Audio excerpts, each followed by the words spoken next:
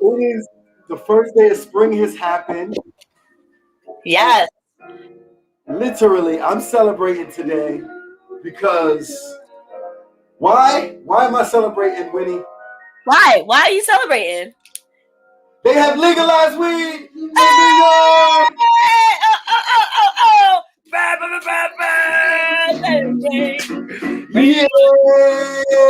Yeah. Smoke it up. Yes. I heard that.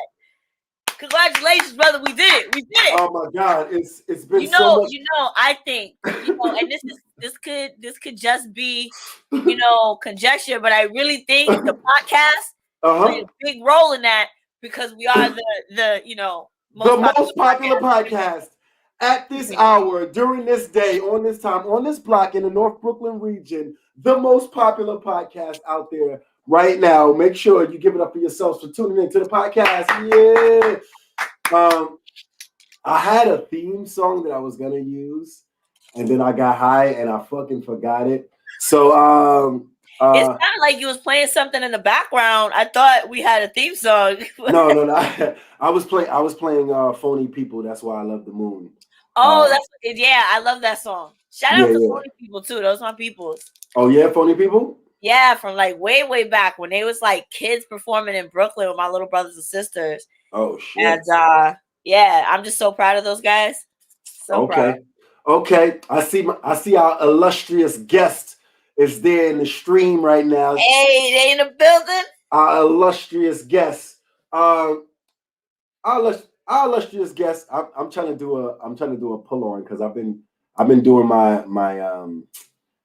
my bring ups, my comedian bring ups. Right. They've been sort of terrible. I wasn't gonna say that. You know what I mean? Yeah, they've been a little terrible. I'm 6'3", I'm handsome. I can bomb a little bit. I'm not great at everything. All right. So I'm gonna bring up our guest. All right. And since I was bombing at bring up our guest, I'm just gonna read her tweets from 2019. Our guest has been known to say actually June 27th, 2020. That's the day before my birthday. She said, prayers up for all the Black people whose employer is making grand statements about injustice online while still talking to their employees like house niggas. That is one statement right there. Can we get away with her saying that? I don't know.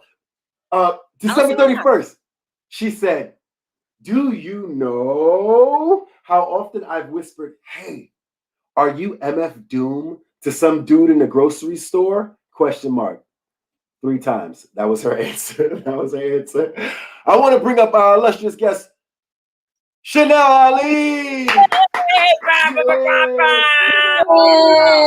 Hey guys, thank you so much for having me. I would like you to read all my tweets from now on. I'm gonna finish them and send them to you, and you put them out there because I need that O'Henny inflection, if you know what I mean. Man. Hey, well, I was actually looking through your a vocal album made of your tweets. And just have O'Henny read all your tweets on a vocal album. O'Henny reads Chanel's tweets. I'm not mad at that. I was reading through your tweets because we were talking about last week about cancel culture. And I was seeing how far back do I have to look to cancel you?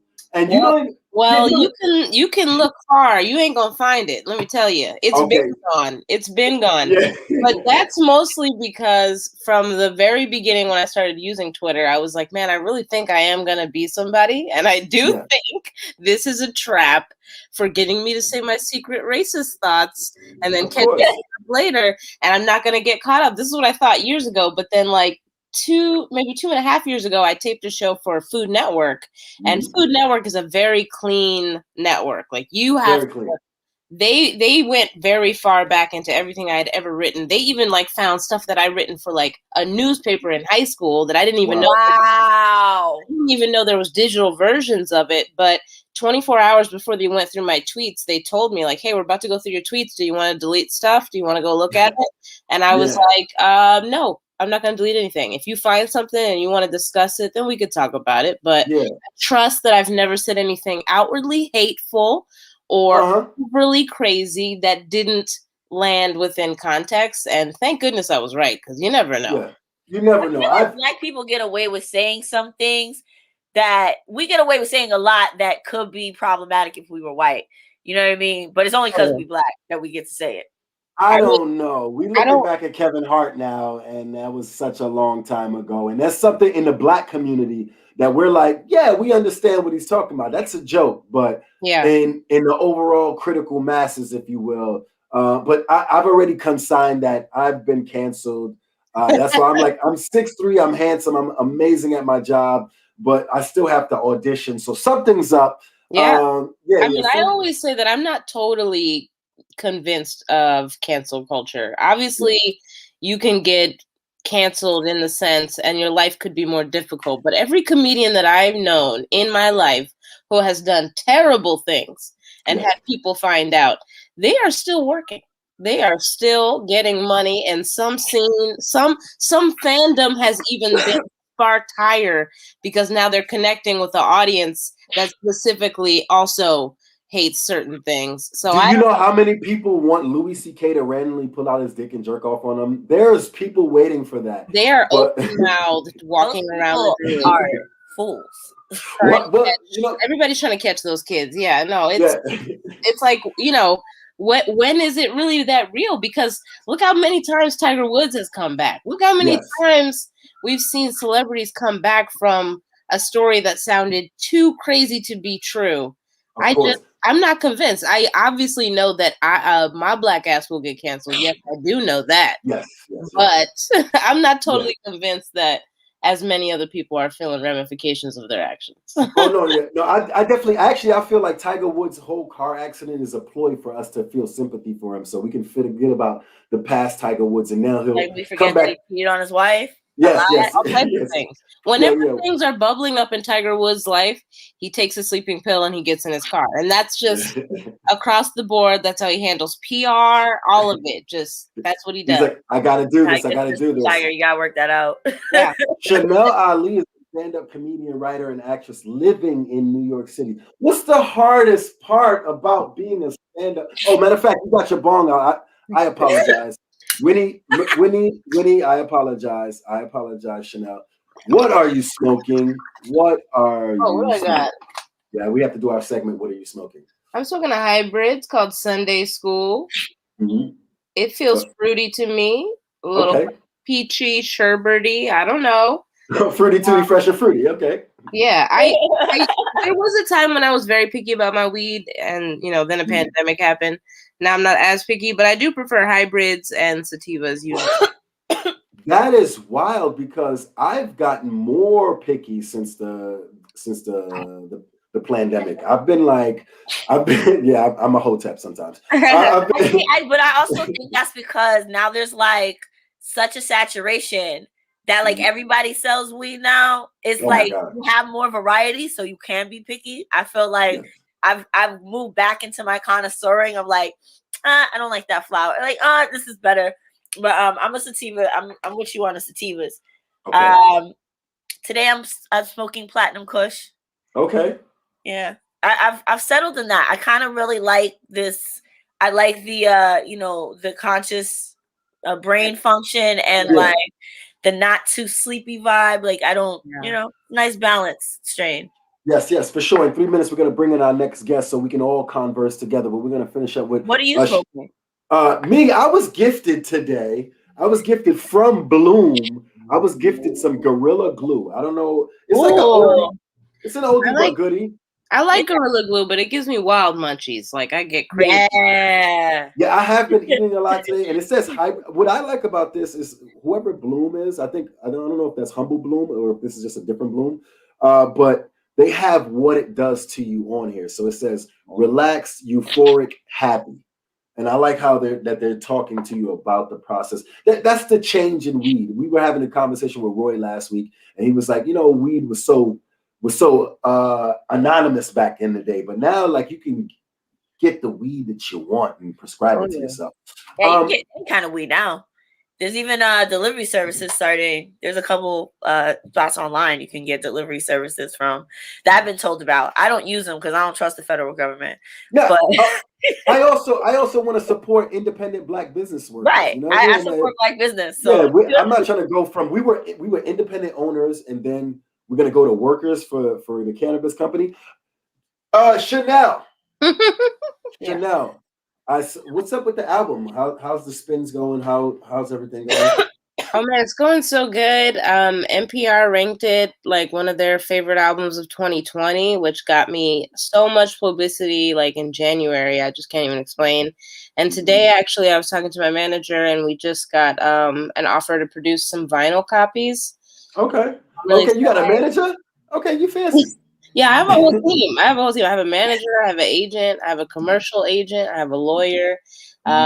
It just okay, you know she real. She got a lawyer. She said I got a get lawyer. you an accountant, girl.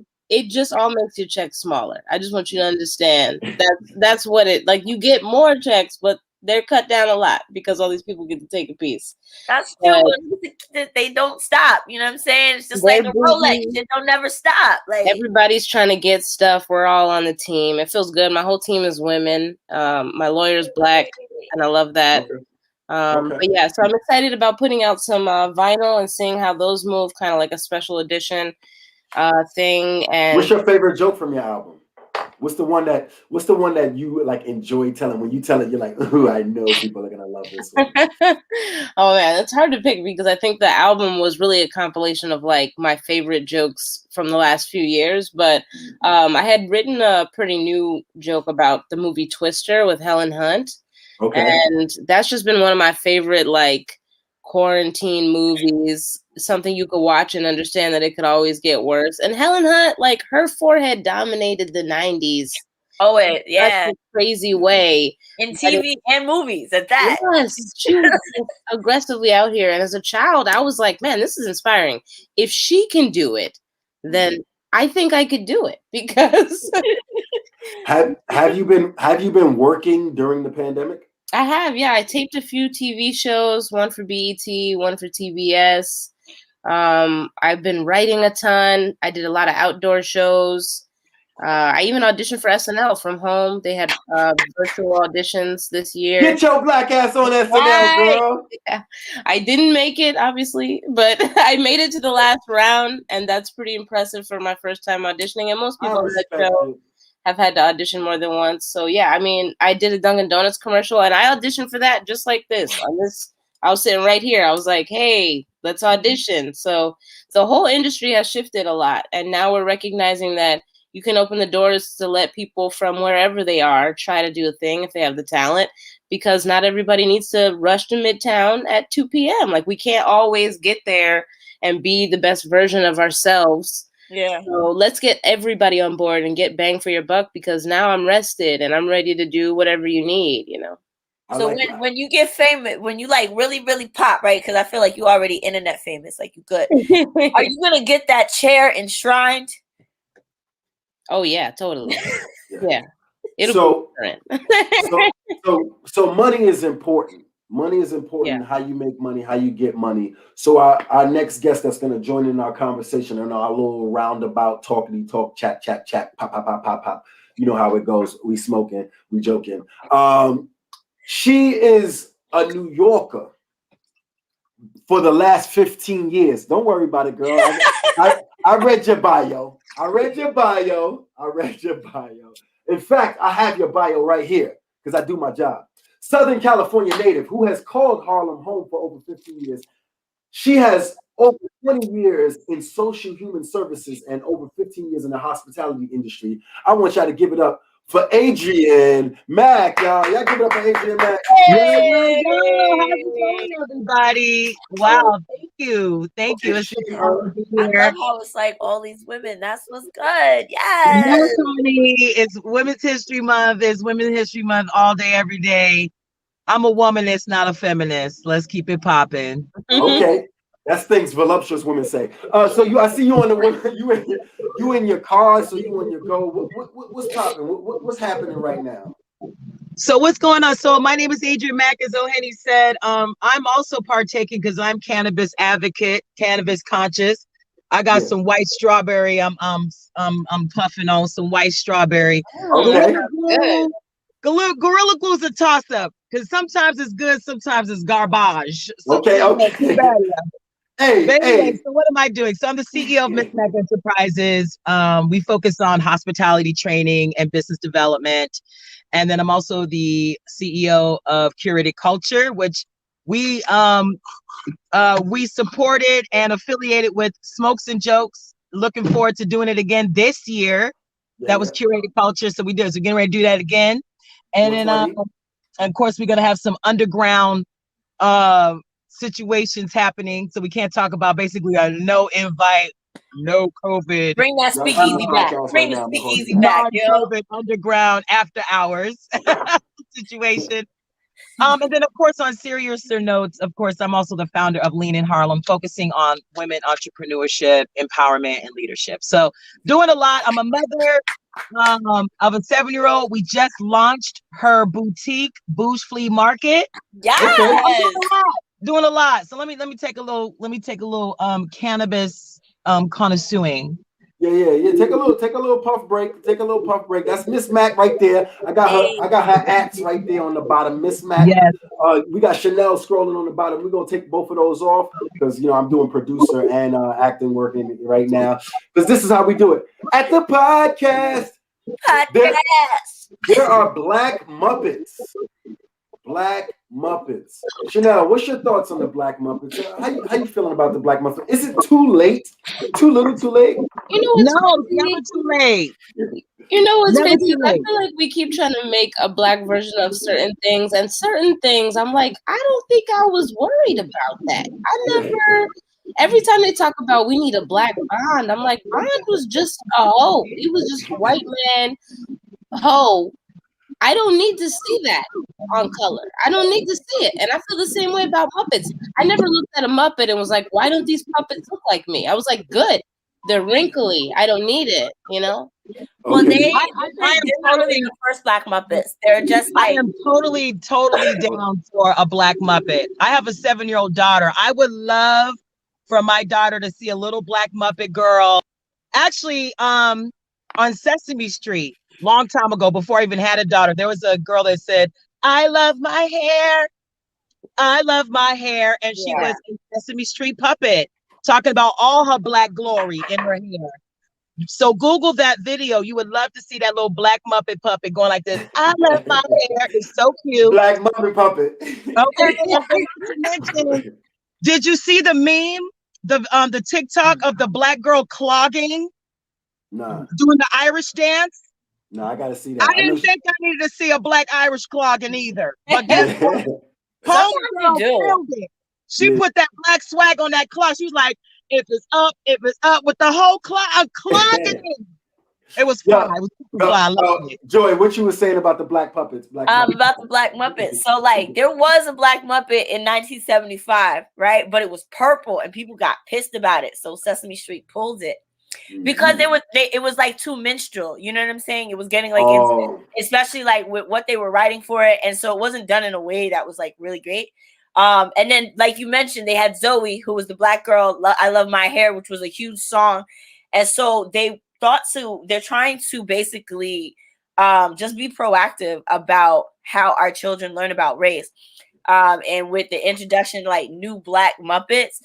It's just because like every humanoid Muppet is like a different color anyway, but this way it's between like him and Elmo. He's another kid and they could talk about Black family dynamics, and you see like it's a father and son duo, which is really nice, and they're developing a mom later.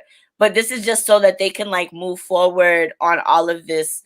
Like, how do we change how children like learn about race, and they can have tougher conversations that are happening between the children, between like Elmo and Elijah. Their name is Elijah, and I forgot what his dad's name is. But Elmo and Elijah are friends. We always forget the dad. Black dads never get any love. I forgot his name. Shout out to Black dads, man. Black dads matter. It's an attempt to like basically just not be an asshole, and like it doesn't matter to me that like the Muppets are Black, but also it's low-key dope that they're Black because not everybody's the same color, and it just helps kids to understand what they see in the world already. Like we don't all look the same in the world. You know what I mean? My only problem, Chanel, Adrian, Winnie, I'm gonna tell you this. My only problem is that they gave that little 6-year-old puppet muppet a goddamn sharp $25 hairline, and it's ruining the black community. Those hairlines are ruining the black community. They're both division. It's division. They are. It's such a capitalist ain't way of nothing like driving having our a minds hairline, back. drinking your water, and minding your business, honey. That's how you grow your edges back. Drink your water and mind your business. That's how you grow your edges back, folks. They're killing our hairlines out there, man. I'm getting upset about it. But no, I don't mind. I'm having a problem. Yeah, I do want a Jerome Bond, but I want him to be in New York. I want him to have like the swagger and have a place where he belongs in the urban area. I don't necessarily have to be this English speaking proper dude, but maybe it's like a dude who wear turtlenecks around everybody who wear hoodies. You feel me? Just enough. You said what? I feel like we have that. Like that exists. Yeah, that's me, but I'm trying to. I knew he was. I was like, well, he's just trying to get an audition right now. Jerome cast himself. Jerome Bond. The vaccine. Y'all took the vaccine? Yeah, I got it. How you feeling? Shit, how you? Who had the Tuskegee experiment happen on them? Yeah. Right? Y'all not going to Tuskegee me. Let me keep it 100. You know, I'm really excited that the hospitality industry is now able to get vaccinated. You know, I'm all in support for doing what people need to do to feel safe and healthy, and I'm all for it. But for me, I'm just gonna wait a little bit longer. Yeah. So I put something like that in my arm. That's all I got to say. Too many Tuskegee, smallpox. See, I'm black. I'm Native American. All that shit. But I'm black though, honey. But yeah, when you look at what they've done to our folks, yeah, we can't trust it. No matter. And then keep in mind that like. Can we get Chanel? This is actually an experimental drug. Like it doesn't actually do right. Vaccines create antibodies in your system. This is not actually creating antibodies in anybody's system. So it's not a vaccine for real. And like the amount of time that's usually, it's too, I need more information, man. Out of the 4 people here, 1 person took the vaccine. I need to hear from the 1 person that has this in her blood who possibly may be able to now buy an Amazon checklist right from her palm. How do you feel? Look, radio station sounds so clear now. When I'm in the car, it is crisp. No, I have asthma, and I think we all are the type of people that know our bodies well. I have always known from the beginning, if this touches me, it's gonna be a rough one. It's gonna be real rough, which is why I don't even frequent New York City as much as I did, but the opportunity came up, and I got to get the Johnson & Johnson one because I've had a lot of bad reactions to medications in the past. So I did a 1 shot and done, and I feel fine. I don't think I had any side effects whatsoever. And also, like, millions and millions of people have done it now. We are at a certain benchmark. So I think as time goes on, it's only going to get more and more safe. We're only going to learn more and more. So take it, as an individual decision and do what you think that they're do you think that they're telling you the whole truth about it? No. Am I sure that I got the vaccine? No. Did I see him put it in my arm? Yeah. Look, I saw her do it. I don't trust it. What if everybody's really just getting saline shots? They could be giving me dog allergies. It could be something sinister, and it's a puppy industry takeover. I don't know. So you're like so super Pfizer. You're so Pfizer. Oh my God. I'm a Moderna type bitch. You know what I'm saying? I'm a Moderna bitch. I need 2 shots. I'm a big chick, like he said. No, I'm sick. I'm totally joking. Yeah, no, I don't know. Like I'm waiting for them for me to be able to go to the corner store and get a Tylenol cold and COVID. You feel me? I'm not trying to take the whole vaccine and shit like that. But then what weirds me out is that there's a patent on a vaccine. There's a patent on a vaccine, and random people cannot make. But there's a patent on COVID-19, sweetheart. There's a COVID on all the diseases. There's a patent on all the diseases. So why is that? Because everybody has a patent. Because everybody wants to get paid. SARS Everyone one gets is paid. SARS disease 2. though. We've already had SARS. We've already had COVID. This is SARS 2. Okay. SARS COVID-19 that's what it's called. See, people think it's coronavirus. No, this is the second iteration of the bird flu. Oh, I ain't gonna hold you though. Right. That may or may not be true, but you chewing the fuck out that gum, so I can't really tell. Like, You know, that gum look good. it's I don't know Friday night. Look, I am in Harlem, sweetheart, and you know Uh-huh. what it is in Harlem Yes. on a Friday spring evening. Yeah, Harlem. You already know it's loud as look. Harlem It is popping in Harlem, ain't it? Harlem don't care about no damn pandemic. It's popping. That's why I keep putting my mic on mute, because y'all don't want to hear all the Harlem happening. Yeah. So Winnie, you had a couple of topics that you wanted to talk about. Huh? Yes. Well, yes. we talked about the Black Muppets and the vaccines. And also I learned that crickets taste like shrimp. And they're like, crickets are edible. Cicadas and crickets, right? They're all edible. They taste like shrimp. So would y'all make that switch if we ran out of shrimp? Yo, it sounds crazy to admit this, but I just found out about cicadas like a year ago. I didn't even know those were a thing. And then all of a sudden, everybody was asking me about cicadas. Everybody had questions about cicadas, new facts about cicadas. I'm not fucking with them. They only pop up every 12 years. So what happens? Why do people keep saying that to me? You might have missed it. I also feel like, right, we just had murder hornets. Cicadas are not far behind. You know what I mean? We got the plague, we had murder hornet. There's another type of. The cicadas only come out every 2 years. There's gonna have to be some Walking Dead type shit for me to eat some crickets. Okay? Hold on. All right. That's all I have to say. So Walking Chanel, you're trying to tell situation is when I'll be eating crickets, and that's the end of that. We're there already, Adrian. Chanel, you're trying to tell me that you missed the 2 years of. You can't imagine that you missed the 2-decade turns of cicadas, and now on the third round that's about to come out, because I'm saying you're like 32, everybody right? keeps saying that. Oh, Henny, everybody keeps saying they're about to come out. Every few years they come out. Give me a date. Yeah, they're like Apple. Every few years, you know what I'm saying? There's no actual date. I'm not even sure they're real. Y'all are talking hypothetical. That pontificating crap. It's about to drop. For 6 months, it's about to drop. New cicadas. They're around all the time. You can't see them. They're under the ground, but they don't need food. But they're watching us. I don't have time to worry about this. Cicadas are. They are out there. Cicadas are real, okay? You have to listen. They are coming for you. You have to be able to hear cicadas. Cicadas sound different from crickets. They sound different from crickets, and they're related to beetles, I believe, like scarabs and shit like that. Like they're one step below scarabs. It's like a scarab and a cricket because they make the same sounds, but they look like little.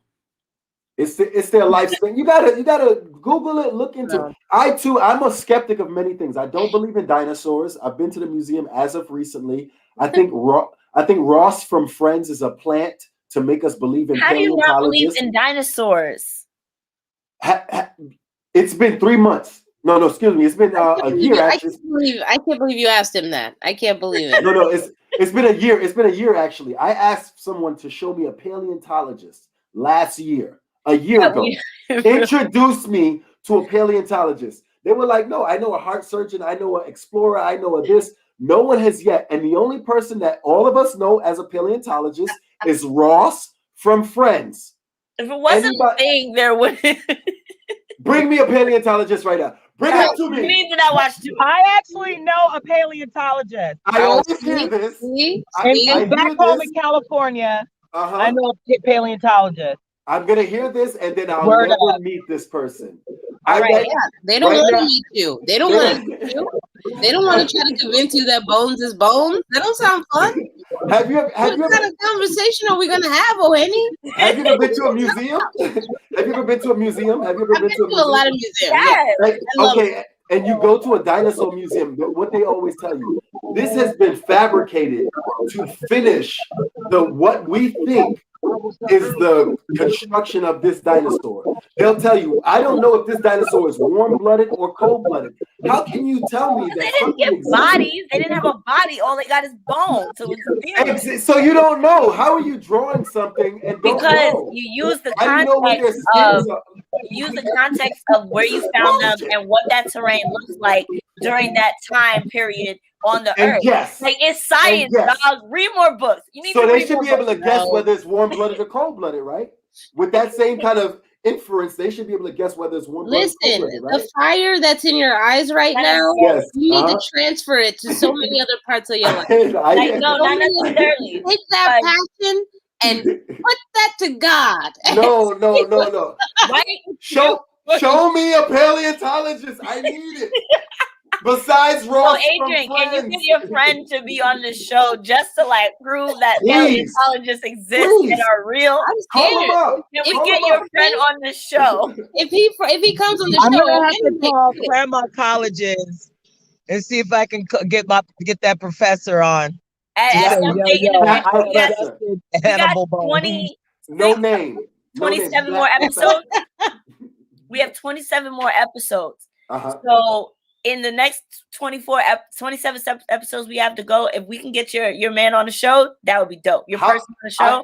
I'm willing to bet one whole dollar. How do they know what it looked like other than the bones? Like, how did you know it was green, warm-blooded, sweat? I need answers. I'm not a gambler, so I will only put $1 on it.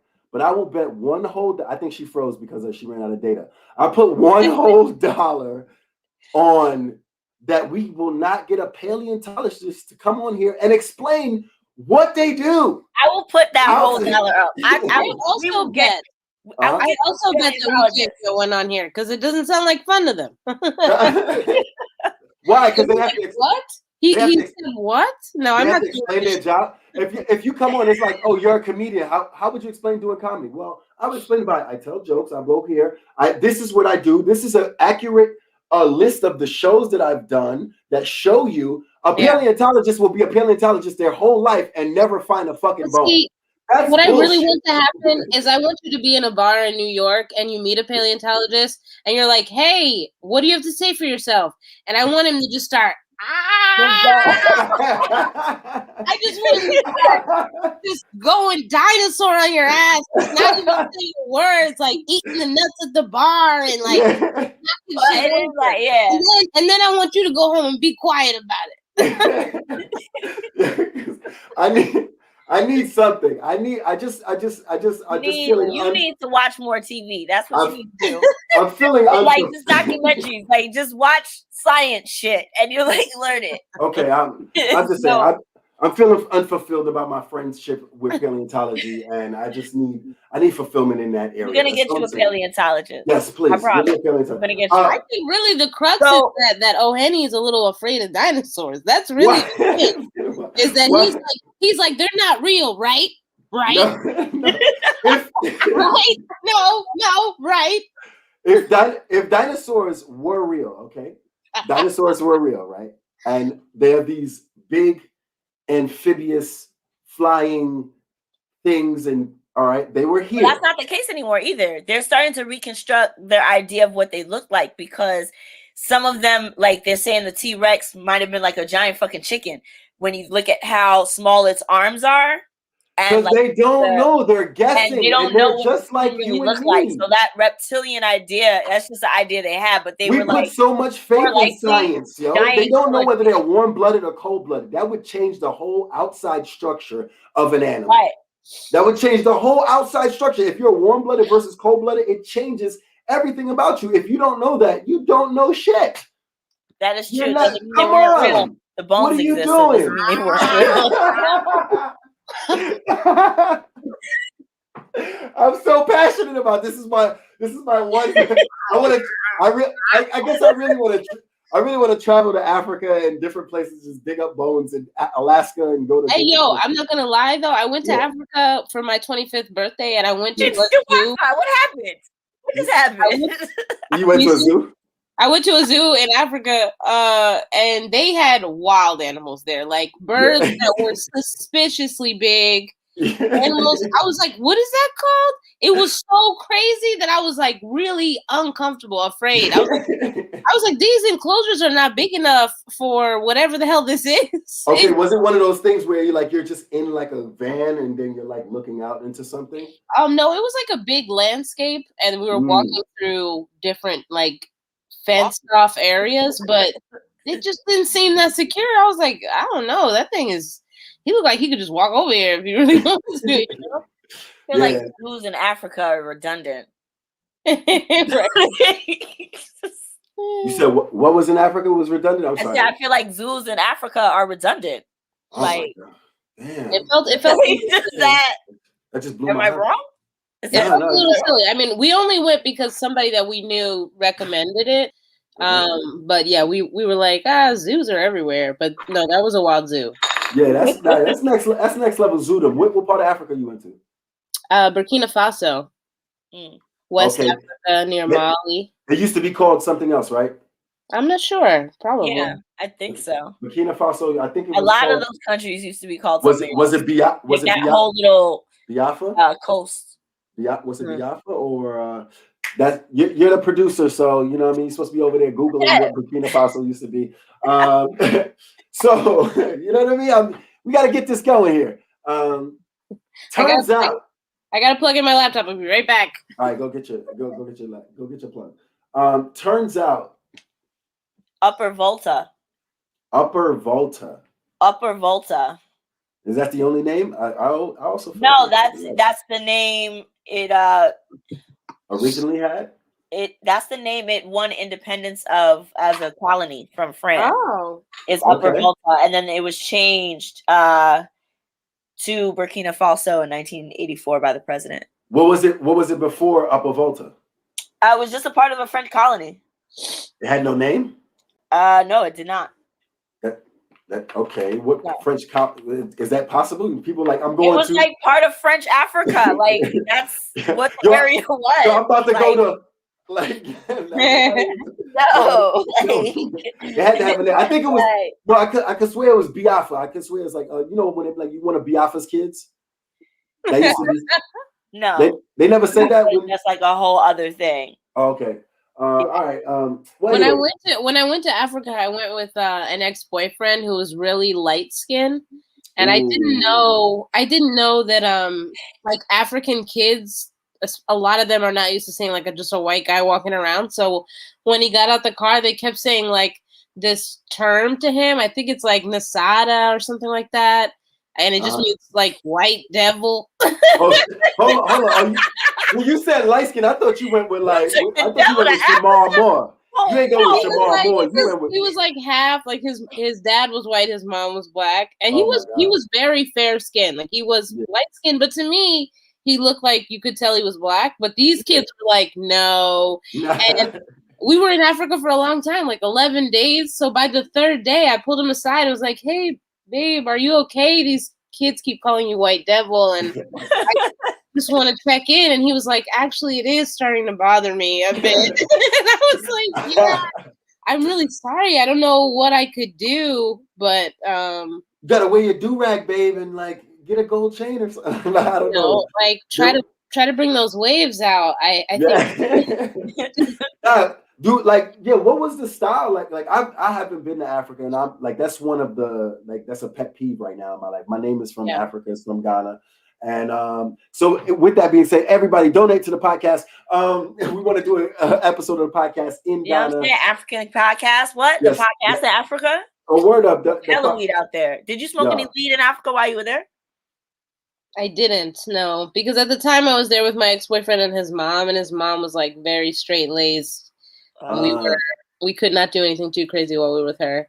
That's why I broke up a lot with my girlfriend's parents, because any girlfriend I had, I'm like, however, if you're straight laced, I'm still Negro man. You know what I mean? I used to really hate that lady. I wanted to go to Africa. She was like, "Hey, I'm going to Africa. Y'all want to come?" I was like, "We will be there. I cannot stand your ass. Let's go." Come on, Leslie. Yo, so it says are you still in a relationship now in this pandemic? I am in a relationship, but with a comedian, not that white devil guy. Oh, well, that's good. Okay, I know your partner. How is it like? Do y'all run jokes by each other? Is it like? Are you guys like? What's it? Dax and what's the other girl who's married to Dax Shepard? Oh, that girl. I know who you're talking about. Yeah, Yeah, we are. I mean, we met through comedy, like in a very casual, being friends for years in comedy way, and really respecting each other. Like, I definitely remember thinking, like, he's pretty comparable to me. I'm great.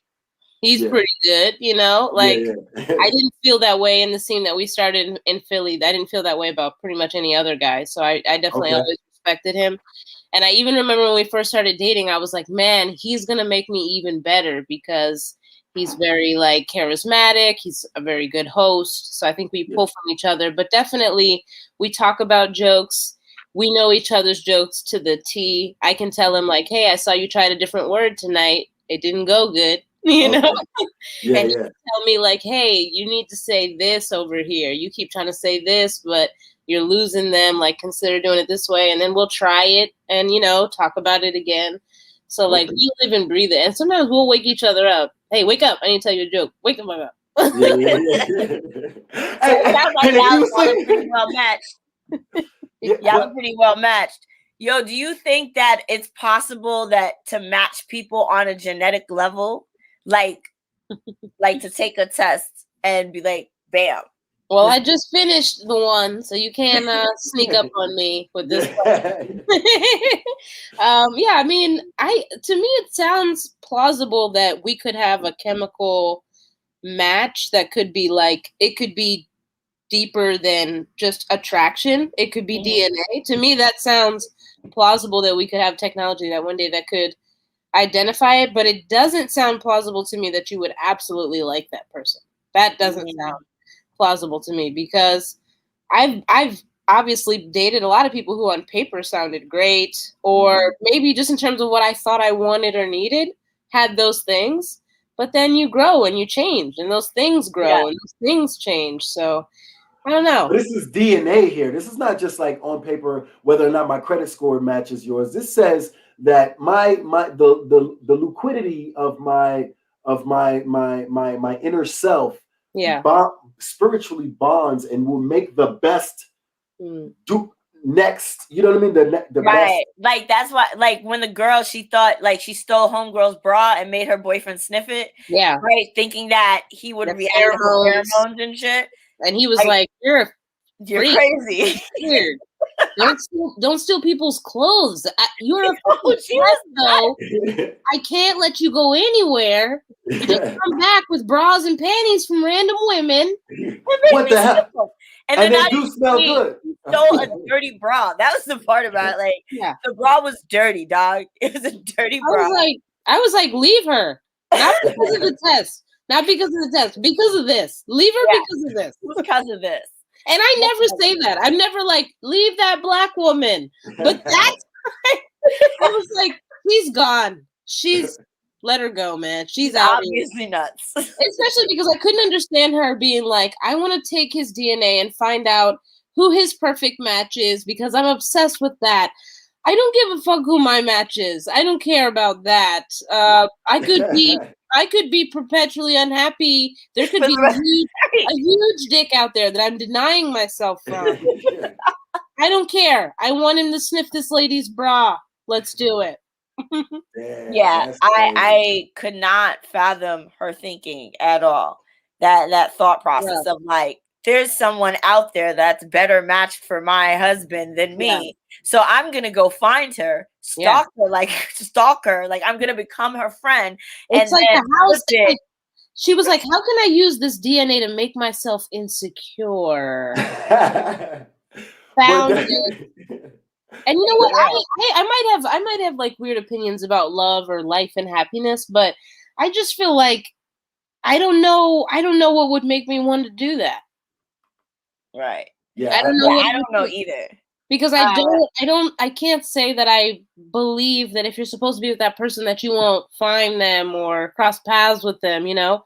Part of me almost feels like you can have various paths that could lead you to success in love. They might be different levels of success or come with different amenities. But I do kind of believe that, you know, you're going to pick one.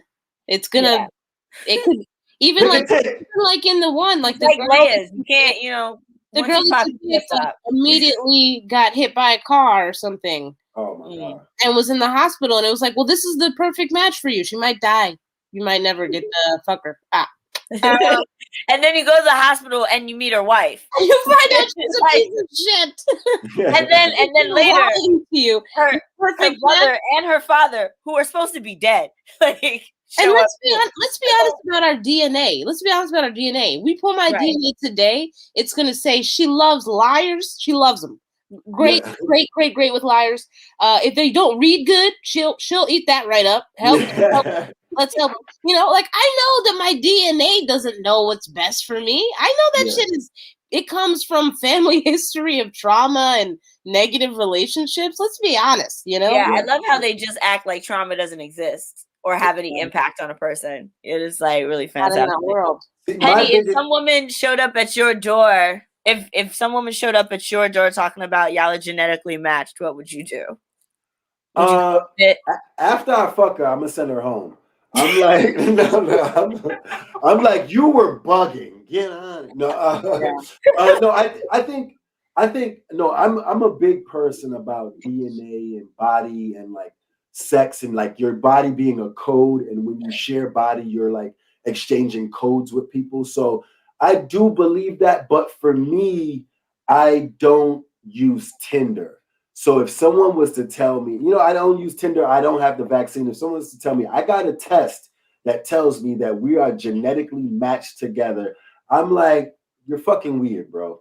Like, you don't come here with that weird, like, you know what I mean? You have to get to know me to get to even try my DNA out to find out if we're perfectly matched. You could come in like, we're perfectly matched. I'm like, all right, I'm dating someone already though. You know what I mean? Or, you know, and even perfection sometimes can be annoying, you know? It can be annoying to never feel like we're growing or learning more about communicating, because most of the people that I know who've had like lifelong relationships with someone and they say like, we've never had a fight. They've also never done anything interesting. Neither of them have very interesting jobs or lives. Like they've settled into, we're just a good fit, you know? Yeah. And that's all fine and well, but I really, you know, I don't live a regular life, and I don't plan on living a regular life. I need a relationship that's gonna grow and evolve. That's gonna grow with you, and like, oh, this is all you want to do? Like, that's it. Come on, y'all, don't make me cry out here, man. You know what I mean? Don't make me cry. We know you got all the feelings, you know.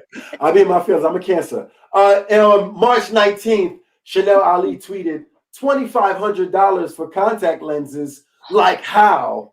What was that, lens crafters? I have this cornea disease called keratoconus, where my eyes, when I turned 28, they started to grow into cones like this. Keratoconus. Okay. And so my eyes started to grow into cones. Like I couldn't see the physical change in my eyes, but my vision just started to all of a sudden go away, like get smaller and smaller every day.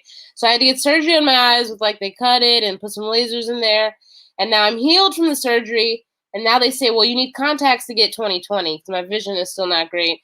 And the other day when I ordered the contacts, they were like, they're $2,500 and you need them every year. And also your insurance isn't going to cover them because they're special ones. So then I got into this whole argument, but I think they might end up covering it because it's really their mistake. I only got this insurance plan just for this eye thing. But let's talk about how crazy America is that they didn't want to cover the insurance. They didn't want to cover the surgery or the contacts because they said, I'm not blind yet. Damn, you have to be blind. You got to be completely incapacitated. That was their literal reasoning. These are not medically necessary yet because she still has some vision. Right. So hold on. So if you would have went blind, they was gonna reverse your blindness to give you vision back? Well, if I would have went blind, the only other option at that point is to have a cornea transplant, which means that somebody would have had to die, and I would need them to donate their eyes. Then I would have had to get their eyes. That's the only 2 treatments. Wow. Or brand new ones. Do the eyes have to match? Or Crazy. They'd rather give is it like a is the eyes like a liver? And just fix your eyes. I hope you would need a pair. I mean, no, like you know how liver, like you can't just get, you got to get a donation from somebody like who matches your blood type and everything. I don't know. Yeah, can they just give you a fresh set of eyeballs? Like this old lady just passed away. I think eyeballs would be the same way. Like it's just a blood thing. I think it would still have to be the same blood type because there's vessels in your eyes that have to connect. Totally. You think so? I'm a doctor, so I know all about surgery and cutting on the eyes, and yeah. By your expert advice. We only got a couple of more topics before we get up out of here. Turns out that 70% of the plastic we use doesn't get recycled.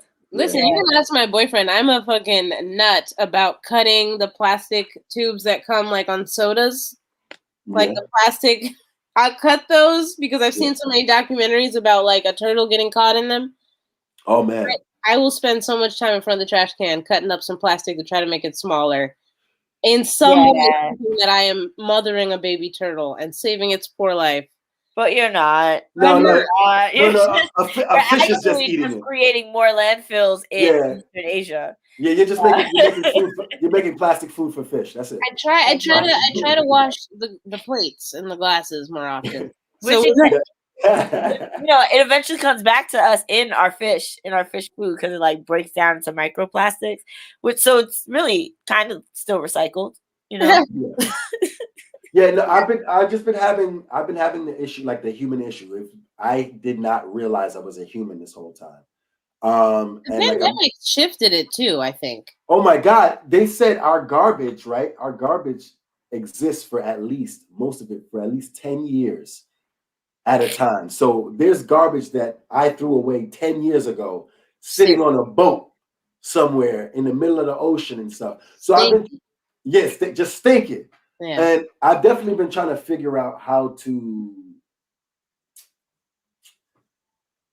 I want to say save the world because it's too Captain Planet-y for me. You know what I mean? I'm not. It feels like that though. Yeah. How to change my habits. So what am I supposed to do with all of this plastic? Am I supposed to make like art deco? Use it for planters. Like make planters out of it and start growing like herbs or just regular flowers or whatever in your house. Whenever I go to get weed, I tell him like I don't need a bag. I have a bag. Stop trying to put it in these containers. I have 50 of these at home. Use glass containers. Yeah. Reusable glass containers. Sometimes I'll be like, just scoop it in my purse, man. Don't give me one of those things. I'm just gonna snort it out of the purse anyway.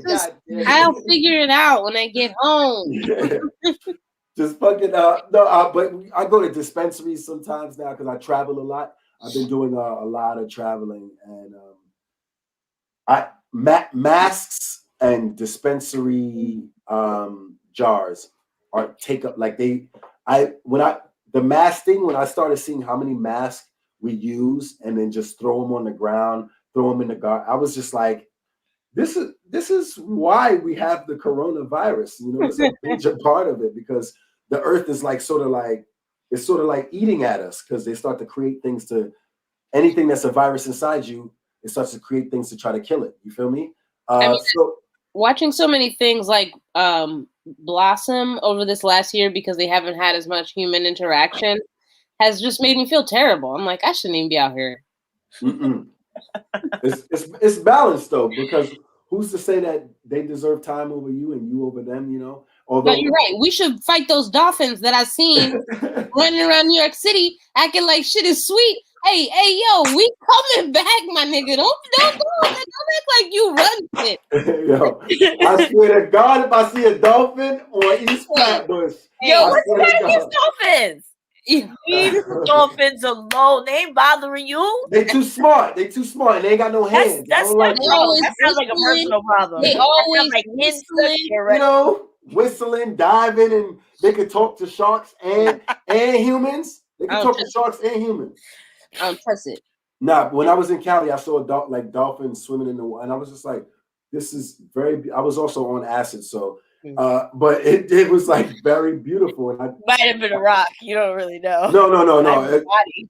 I don't know what kind of rock or body does that in the water. It was like a whole flipper situation. I turned around, I was like, I was like, oh shit. Yo, I saw a video the other day of Mariah Carey was swimming with dolphins, and they said, Mariah, sing a high note to the dolphin, right? Mm-hmm. And she was like, ah, and the dolphin was like, oh hell no, don't be talking like that around here. Who she thinks she is? Like the dolphin went crazy. He got turned up. He was like, who taught this bitch that shit? Her shit is like a dog whistle. You know what I'm saying? Yeah, animal I'm telling you, the dolphin looked around like, yo, y'all heard that shit? Yo, she said that shit. That was not me. Where can we find you at? Where can we find you at? What should we be looking out for? What can we find you at? Oh, man, you guys can follow me on Instagram at chanelali. That's Chanel like the perfume, Ali like Muhammad. You can check me out. Hopefully in a few months I'll be on BET on a show called On the Ropes or maybe Off the Ropes. I'm not sure. And it's comedians doing a roast battle against each other. I'm really mean on it. You'll love it. I also have an album, Chanel #1, available everywhere. Spotify, iTunes, even Napster. It's crazy. It's on Napster? It's on Napster. Yo, is it on LimeWire though? We out here. Throwback. I need to go back in time and tell 13-year-old Chanel one day you're going to be on Napster and it's not in porn. She'd be like, what? She'd be like, what? That's crazy. How did that work out? Napster, LimeWire, and Black Planet is my Black Planet still exists? No, I meant that's my holy trinity of my 20s right there. My early 20s. That's like, you know what I mean? I really lived that life. That was really me. You know what I mean? So you know, we had Chanel Ali on the 25th episode. Let's give it up for Chanel Ali. Hey, I'll take Make sure Yeah. Keep smoking, keep hitting. Joy, what's coming up? What should we do? What's next week? You know what's happening next week? Did you know? What's happening is my book came. Get it. So that's available. Having a book release on Saturday. There's a link for that somewhere on the internet. Mm-hmm. And J_the God is. Till then, I'm around. We're gonna have some smokes, some jokes. There'll be a room for some poetry, some music, food, and of course, we're gonna be celebrating the newly passed recreational weed allowances. It's just a celebration. It's beautiful. It's a celebration. Happy. So as always, I'm O'Henny Cornelius, aka Stokely Carmichael, aka Do Bad All By Yourself, aka not that kind of aka. I almost got beat up by some other kind of AKAs. You better watch out, man. No, I'm out here in these streets. I was one of those people. I'll be out here in these streets. I'll be infiltrating all people. They know who I am. They know who I am. I'm the what's the guy from the HNIC? No. I'm actually what's the guy? The MNIC? I don't know. I don't know if you're that guy. It's only because I'm high. I'm not that guy right now, but I'm that guy. Well, anyway, I'm that guy from that place. You can find me on the TV shows on the internet, and also here every Friday. The most popular podcast about pot in the North Brooklyn region during this time period. Right. With that young lady right. Hold on. With that young lady right there, and the guest this day. Oh shit! I gotta get that right there. You go, Chanel Ali. Y'all give it up for the podcast. Yeah. Thank you so much, guys. That's number 25. Peace.